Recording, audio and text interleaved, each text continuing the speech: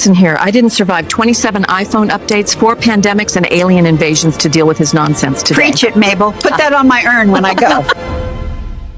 This is an embalming pump from the 1930s. Once the mortician had made the required cuts, it forced preservatives into corpses and pulled old fluids out. Depending on the chemical concentration, bodies could be preserved for up to 2 years. Believe it or not, embalming wasn't popular until the Civil War, when the Union Army wanted to ship bodies back home for burial. Before pumps like these, undertakers just used ice to keep bodies from rotting too quickly.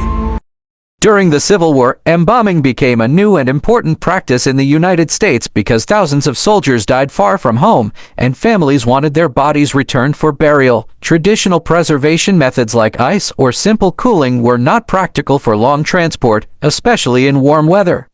Before the war, embalming was rarely used and mostly limited to medical study, but battlefield conditions led to a rapid rise in demand for preservation techniques. Surgeons and undertakers began experimenting with chemical embalming to slow decomposition. Arterial injection, the most common method, a mixture of chemicals was injected into the arteries, often the femoral or carotid, to replace blood and preserve tissues. Chemical solutions, early embalmers used substances like arsenic, mercury compounds, zinc chloride, and later formaldehyde-like solutions. Though true formaldehyde wasn't widely used until later, these toxic chemicals helped disinfect and temporarily preserve the body. Cavity treatment. Some embalmers also removed internal organs or injected preservatives directly into the body cavities to prevent internal decay. Cooling and wrapping. In some cases, ice and airtight coffins were used to help keep bodies cool during transport, especially when embalming wasn't possible. After Abraham Lincoln was assassinated on April 14, 1865. How did being shot in the head affect Lincoln's ability to lead? Well, it ended it because he died about 12 hours after he was shot. So he couldn't carry on? He couldn't, no, not as a corpse, unfortunately. The nation plunged into mourning. His funeral journey became one of the most elaborate and emotional spectacles in American history. His body was first laid in state in the East Room of the White House, then moved to the Capitol Rotunda, where thousands filed past his coffin to pay their respects. But that was only the beginning. A special funeral train carried his body on a 1,600-mile journey from Washington, D.C. to his final resting place in Springfield, Illinois. The train retraced the route Lincoln had taken to Washington as president-elect in 1861, stopping in major cities like Baltimore, Philadelphia, New York, Cleveland, and Chicago. At each stop, massive crowds gathered, some weeping, some silent in reverence, and others collapsing from the emotional weight of the moment. In New York, an estimated 150,000 people viewed his casket at City Hall, with lines stretching for blocks. It wasn't just a funeral, it was a national reckoning. Lincoln's son, Tad, was inconsolable, and his widow, Mary Todd Lincoln, was too devastated to travel. When the train finally reached Springfield, Lincoln was buried at Oak Ridge Cemetery on May 4th, 1865. The nation had lost more than a president. It had lost its father figure, and his funeral reflected that sorrow on a grand, unforgettable scale. Well, I wasn't part of this. I wasn't there. I wasn't part of it. I'm something completely different than what you see.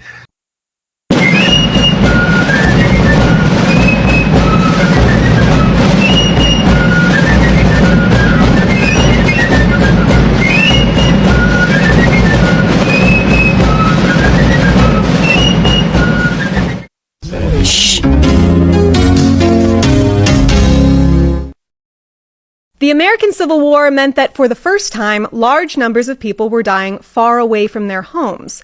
Most bodies were simply left where they fell. Rich Northerners could pay to have their loved ones transported home, but without any preservation, it could be a messy ordeal. It was a new problem that was solved by the Frenchman Jean Ganal, who wrote about his take on the Egyptian process of preserving bodies by replacing the blood or other fluids with more stable substances. And if there's one thing Americans love, it's an opportunity to get in on the ground floor of a new business venture. And field embalmers began following camps around the battlefields of the South. The practice became so popular, yet so haphazard, the War Department was forced to issue an order limiting field embalming to only licensed providers. And so began the modern funeral industry, and with it, a greater separation between the living and the dead. In 1901, Abraham Lincoln's casket was opened for a surprising reason. His body had been relocated 17 times since his initial burial, and after an attempted grave robbery in 1876, Lincoln's son, Robert Todd Lincoln, decided to take action. He wanted to ensure his father's remains would be permanently safe, so he arranged for the body to be buried in a steel cage surrounded by concrete. However, before sealing the tomb for good, a question haunted them. What if the body had already been stolen? To ease their concerns, they opened the casket in the presence of 23 witnesses. As the lid was pried open, they were met with an overpowering odor. But there he was, Lincoln's body, intact. His hair, beard, and even his recognizable mole were astonishingly well preserved. Experts believe that the extensive embalming done for his cross-country funeral journey had essentially mummified his remains. More than 35 years after his death, Abraham Lincoln was still unmistakably recognizable.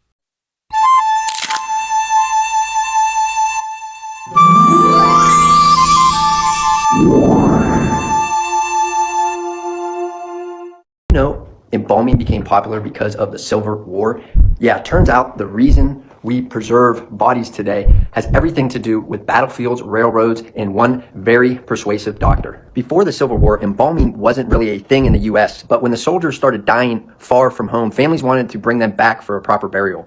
That's when Dr. Thomas Holmes stepped in. He was a New York doctor who learned embalming techniques from Europe and figured out how to preserve bodies long enough to get them on trains and back to their families. He reportedly embalmed over 4,000 bodies during the war and even sold his embalming fluid to other doctors for $3 a bottle, which is like $120 today. After Lincoln was assassinated, his embalmed body toured the country by trains. Millions saw it and embalming became a mainstream practically overnight. Crazy to think a wartime necessity turned into a national tradition.